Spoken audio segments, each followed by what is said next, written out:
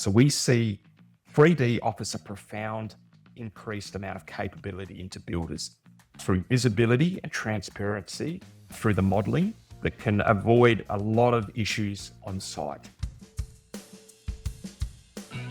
G'day guys and welcome back to another episode of the Build Insite podcast. Today's episode we're in the virtual studio. I've got my co-host Dean over in Victoria, Luke Callery, myself based in Adelaide. We've got a special guest on today, Ryan Gazzard, also based in Adelaide. Ryan, I've had the privilege of meeting through the Master Builders Rise program and had a few mentoring sessions with Ryan, and just listening to some of his insights and his professional background, we couldn't resist getting him on. Ryan has an incredible journey at the moment. He's exploring the virtual side of the construction industry. I don't want to take away all of the intro here, Ryan. So firstly, obviously, we've introduced your name. Mate, if you could give us a bit of background on yourself and just a little insight into what this conversation will be today, mate, that'd be great. Well, welcome here. Well, firstly, thank you, Luke, and thank you, Dean, for the opportunity and very kind words to try and frame me up. I hope I don't let the listeners down this morning. But look, my background is probably a little bit untraditional to most of the building industry. I didn't come from being a tradesperson. We see a lot of builders today. They traditionally come from being a tradesperson, and then sort of succession tends to move them through into supervision. And at some point, they like to move into having a BLD license for themselves. So my background's a little bit different. My father was actually a builder, so I guess there was some synergy there. But I think myself and my two brothers were exhausted as cheap labourers as kids growing up, and I think it sort of tarnished us a little bit, and we took off in a different direction through our education years. But my journey started back in construction probably about 2006. I'd spent probably 15 years before that working in sales, marketing, retail, more in the corporate end of the world. And I come back from Western Australia after having a posting there with an organisation called LGAS, in oil and gas, and just looking for a new challenge. And it was just coincidentally an opportunity with AB Jennings came up for a state sales and marketing manager, and that's pretty much where my starting in the industry was. And it probably was very lucky to find such an institution like AB Jennings to start my career. They were very much like, as much as they were one of the largest builders in Australia, they were very, very much a family, very big on training, very big on culture, and it just really it gave me a great foundation to lean into for my, what was the start of my career with AB Jennings. And through the next 6 years, I was lucky enough to have a couple of amazing mentors and also have some really good successes to take my career into national roles, and also went through the acquisition stage with Sexui House that bought AB Jennings Contract Housing in 2009. So at that point, I was sort of heading up sales and marketing nationally for Jennings, and then things pivoted and the Japanese came in, and so I was lucky enough to report to a Japanese CEO for a couple of years, which was probably the biggest growth period of my career. Culturally very different.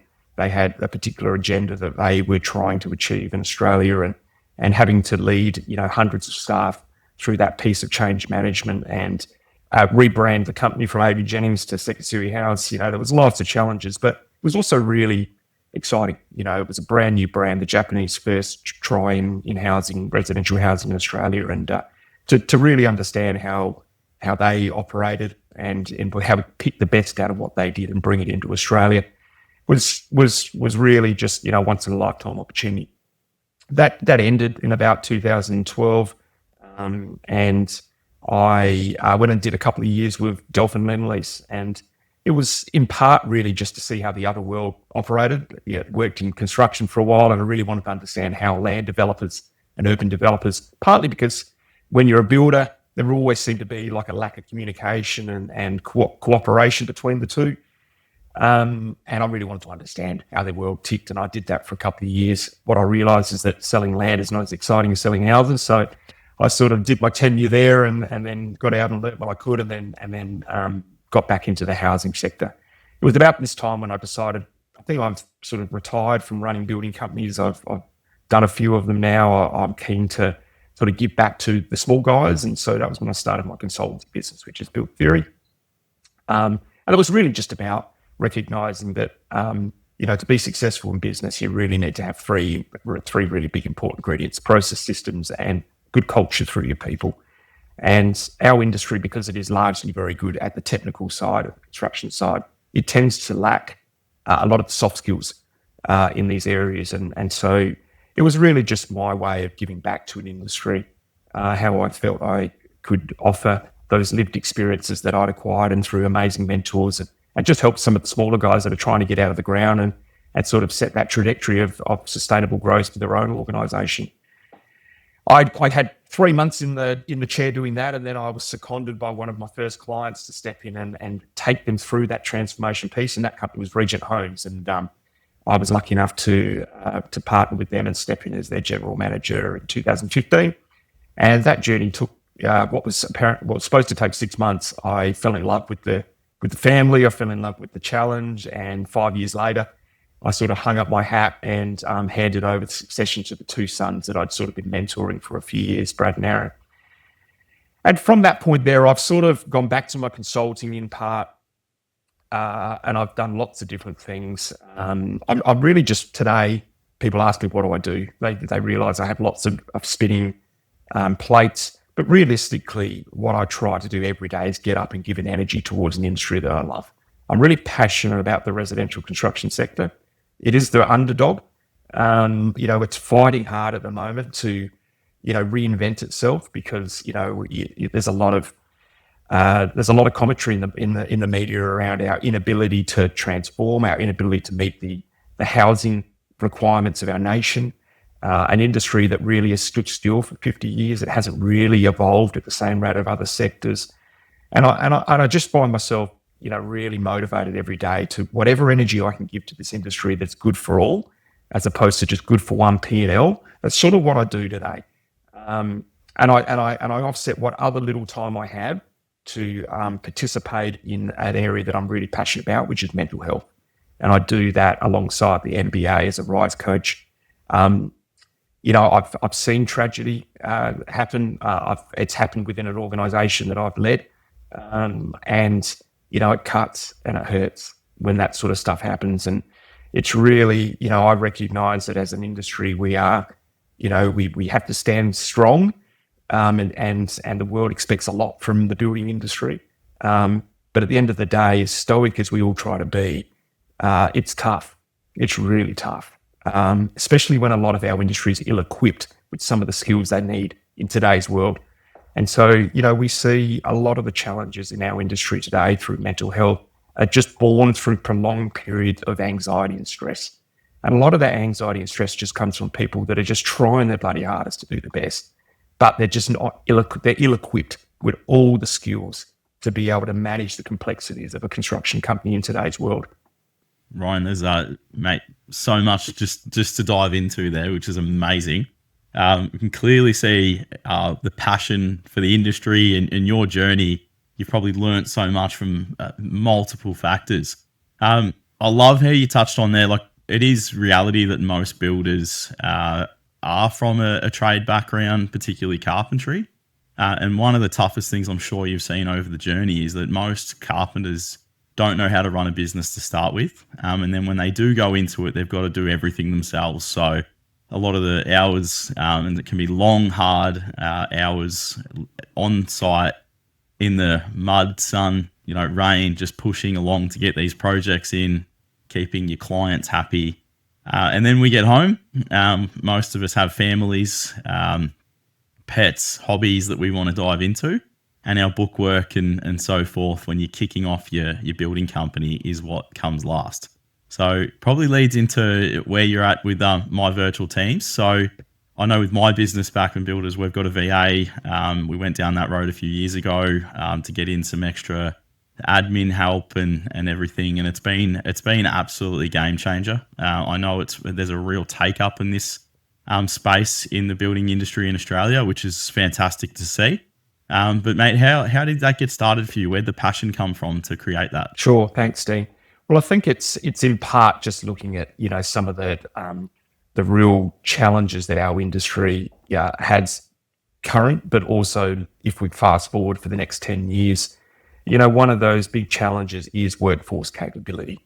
And typically when we talk about the shortage of talent in our industry, the majority of people immediately think of trade, and they're right. We've got a significant challenge there, right? We've taken our eye off the ball there for almost a generation. We shut down our trade colleges and our tech colleges. We've almost, to some extent, poorly branded this sector in that, if you didn't go to university, it was sort of like a second-rate citizen. And so we sort of have seen now for many, many years a declining rate of people moving into blue-collar or trade-based roles. And so, today, it's very topical that we're lacking that capability, and that's causing all sorts of challenges in our industry. But what's less spoken about is the exact same issue that we've got is replicated through our pre-construction service offerings. So I know from running national building companies, my P&L, 70% of my payroll was in pre-construction roles that replicated anything from sales, marketing teams, accounts and finance, contracts administrators, design, architects, engineers. It's a big family that sits in pre-construction. And I don't know whether you've had much experience over the last few months trying to, engage anyone in an estimating role. But, I get phone calls almost daily from people in the industry saying, who do you know? Because we've got exactly the same challenges with it, that we have a depleted talent base throughout the board in our construction sector at a time when we need more than ever. We've seen a decline in our housing starts. It's still going backwards at the moment at a time when the National Housing Accord's asking for a 30% uplift in productivity just to meet the baseload housing needs for our nation. So how do we address it? It's certainly not a new idea to look outside of Australia for talent, because other countries like North America have been doing this for a long time across most sectors, especially in technology and health. So I was lucky enough, maybe about 2015, I started to dabble in this a little bit myself. I got my first VA as a bit of a prototype and just to see what it was all about. And lots of learnings that come out of that. It's certainly not a plug and play environment where you just go and recruit a VA and just hope that they understand the cultural differences, the technical requirements of our industry. It is quite a big burden on whoever employs someone overseas to train, mentor, and develop them to a point where they become purposeful in our business. And I've been through that journey many, many times. I also had a marketing agency that had about 20 or 30 staff that were based overseas. So I've had some experience in this space. My vision for my virtual team, myself and my founding partners, was about, well, we need to broaden the reach to where we're going to find talent moving forward. We're not generating enough talent pool in Australia alone. So why the Philippines? Well, the Philippines in part because I had a bit of a soft spot for them before, but over the last 12, 18 months, in the lead up to launching my virtual team, I spent some time over there. I got involved in their culture. I got involved in their industry. We had meetings with their peak bodies over there. For instance, the POCB, which is the Philippine Overseas Construction Board, and just got really in amongst it to try and understand, is this a sustainable fit for the Australian construction sector? And I went in there with a fairly optimistic view on this all, but I was really blown away on the Philippine workforce and what they could offer, and how that could potentially be a good fit for the Australian housing construction sector. Dino, so I rocked up to site last week, got scratch bench tops, paint all over the windows. Let me guess, Lukey. No good? No good. And now we're spending big bucks trying to fix it. Mate, Goop Guys roll on a thick, peelable, protective coating that saves your surfaces. And your budget. And your sanity, Lukey. Seriously, check them out. goopguys.com.au. Protect your job from the start. So over this last 12, 18 months, this hasn't been an idea that's been born overnight. Yes, of course, there has been people like yourselves have been using virtual assistants. That's not a new thing. But we're talking about how do we scale up an industry, not one at a time, but at volume. And how do we do that in a way that takes the burden away from the industry that is already burdened with so much? So in part, a lot of this is about how do we build a ready workforce that is Australian ready.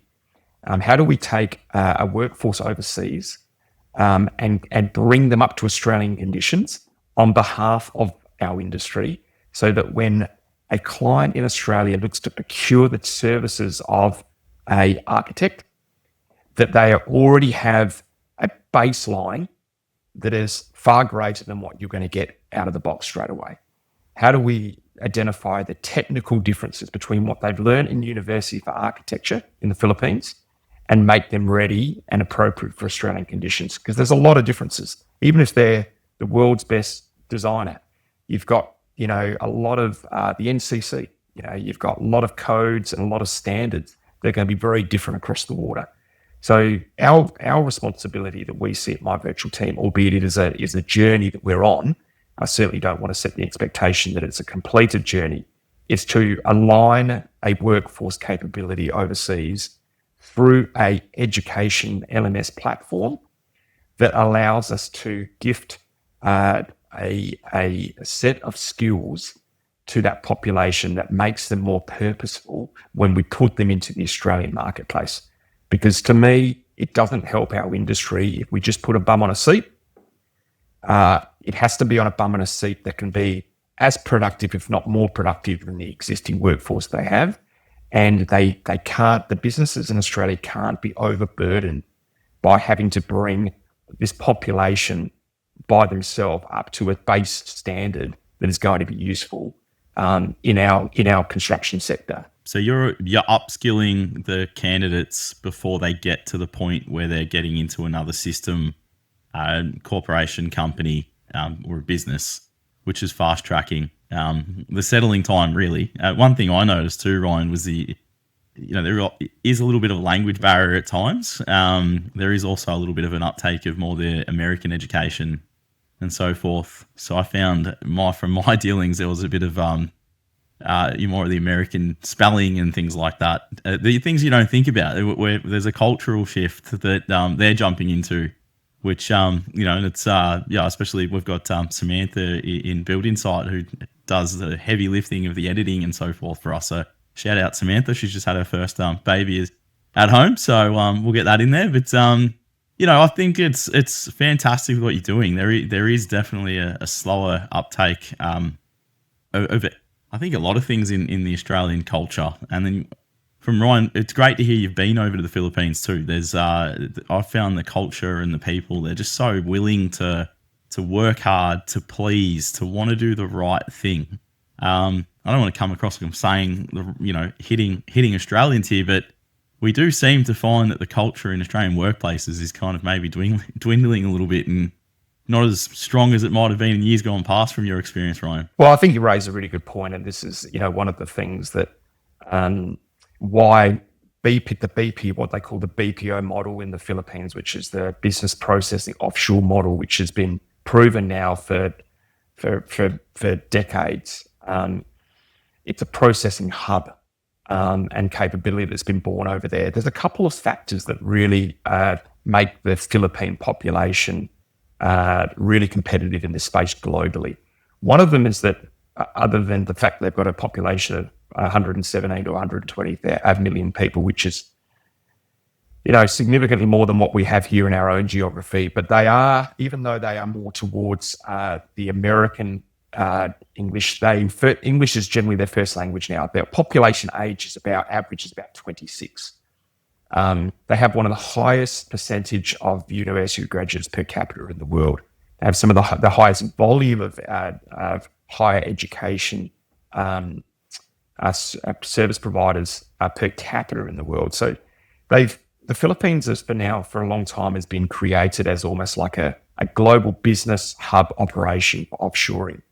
And so they're now on the world stage.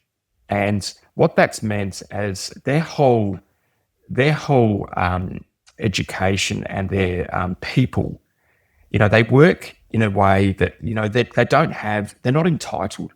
We have, as much as Australia has gifted all of us some amazing things, it has also given us a lot more than many get. We're quite a rich nation. Other countries like the Philippines, it's a lot harder yakka. And so it builds a real crust of resilience and a lack of entitlement, which that youth are just hungry to work. They're hungry to continually educate themselves. What I found interesting in my time in the Philippines is that in Australia, we tend to leave school, and if we do go to university, then we undertake that course, or certificate, or graduate in whatever that might be, and then we tend to, in many ways, a lot of us stop learning at that point. We take our certificate, we put it on the wall, and then we generally go into industry. Now, many of the people fundamentally don't actually go and practice what they've been taught through university. So they come out with a degree of something, and then they find it difficult to get a job, so they pivot into something completely different. But fundamentally, a lot of people stop learning at that point. Whereas what I've found in the Philippines in particular is they have this continuing, never-ending approach to education.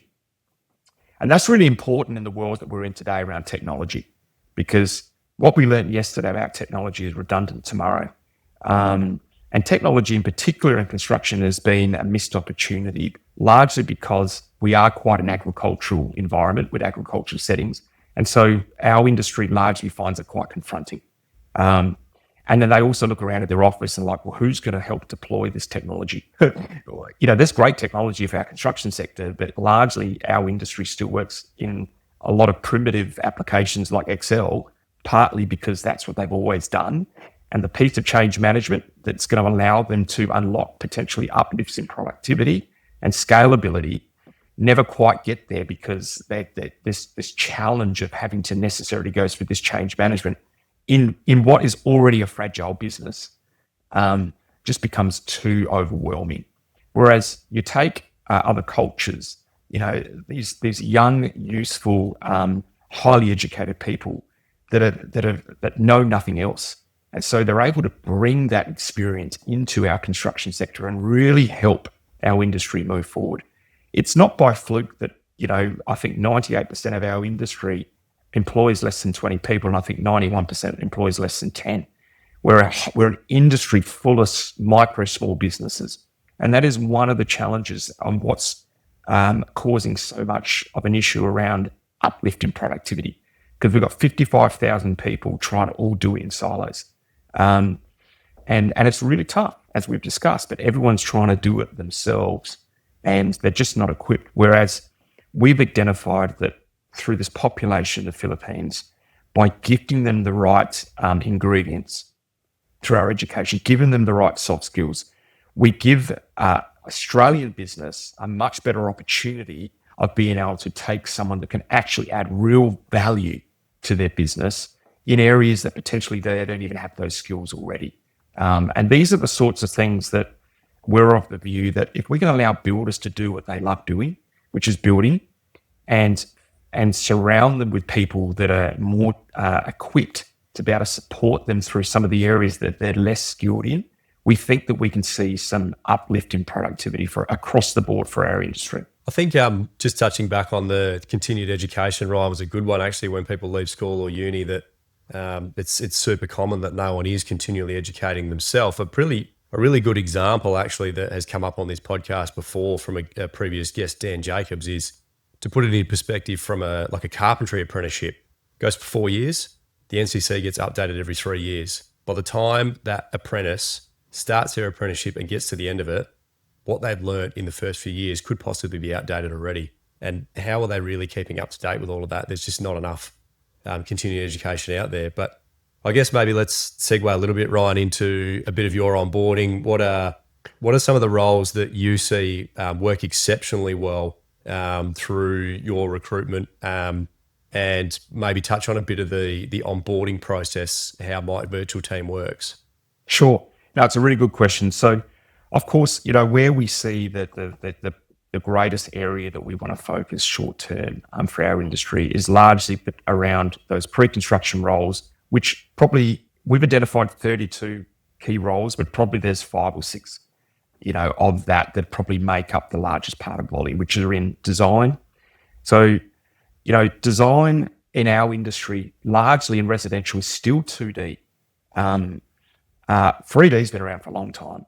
Revit and Archicad have been a long time, but largely we haven't transitioned into that. So we see 3D offers a profound increased amount of capability into builders through visibility and transparency through the modelling that can avoid a lot of issues on site. I'm of the view and have been, through most of my career, that 90% of your costs and issues on site are born from pre-construction. So, documentation that's not accurate, jobs that aren't even costed properly before they go to site, or not ordered properly. These sorts of things create enormous amounts of stress on a construction site because you're problem solving every day with things that are just not coming together, especially in the custom house market, which for a lot of these small builders, that's the market they're in. They're trying to build off an architectural plan, or they've designed something within internally. But in 2D, it's a completely different environment to what 3D looks like. So I think we don't have a huge talent base in Australia for 3D designers, and we haven't transitioned well into 3D design. Whereas in the Philippines, there's an abundance of that capability. So we see that as one massive area in the 3D design, 3D modeling through BIM modeling, and obviously the rendering capability that comes through that as well in the visualization. But not only do you get that when you build and design in 3D, you can also cost off those models.